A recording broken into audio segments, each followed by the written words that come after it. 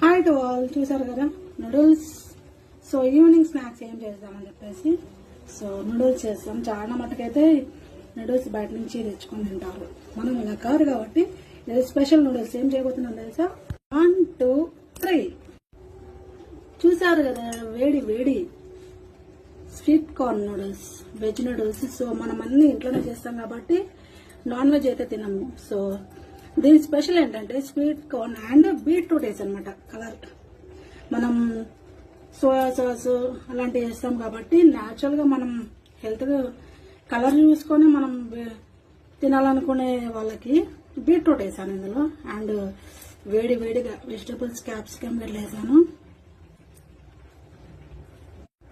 Taste చూస్తున్నామా సరే. Capsicum beetroot, sweet corn capsicum beetroot, so nice.